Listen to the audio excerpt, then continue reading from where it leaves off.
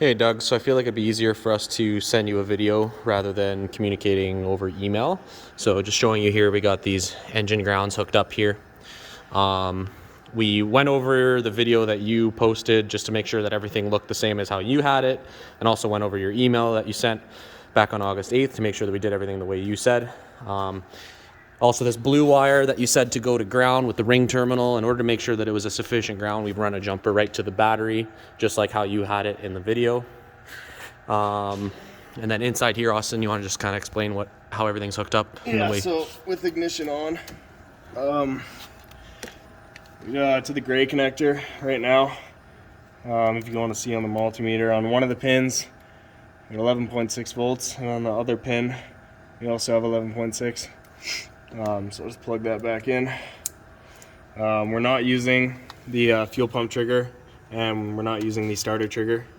We have our own starter trigger and our own fuel pump trigger. That brown ground there is for the heater box. Yeah, this is ours. That's our own ground. Existing stuff. The black wire with the lug on it that you said goes to ground currently has good continuity to ground. Good afternoon, Triple S. Please hold for a moment. It's just tucked away up here. Alright,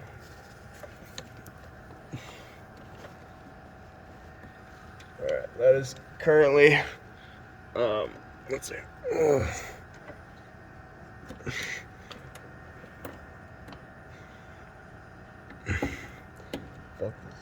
Hard to reach up in there.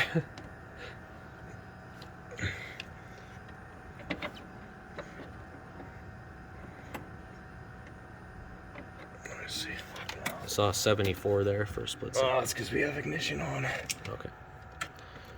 It has to be turned off. I feel it. I should be disconnecting the battery. So we have a good ground connection there. Okay. And the blue wire is obviously connected directly to a battery ground. Okay. So with this gray connector here, the one that was blowing the fuses, we traced it back.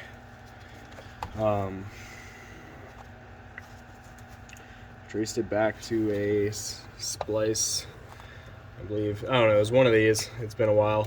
Anyways, this white wire coming out of this connector here had the about 2,000 ohms of resistance to ground on one of the wires on the gray connector there.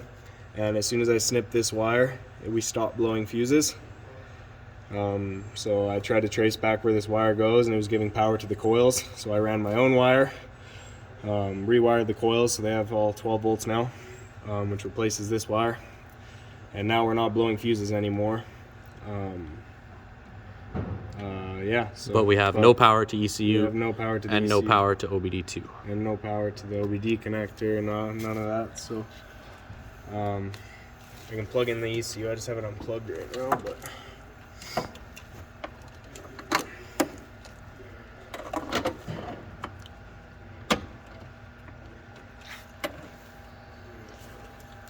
I'll just pause here while you plug that in. So just plugged in the ECU.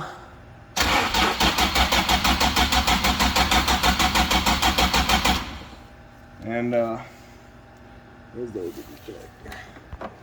There it is.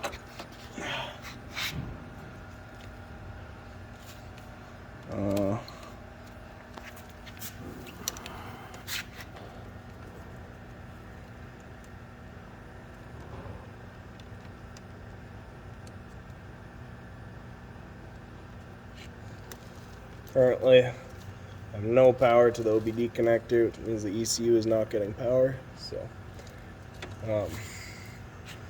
yeah, and we have 12 volts going to the gray connector.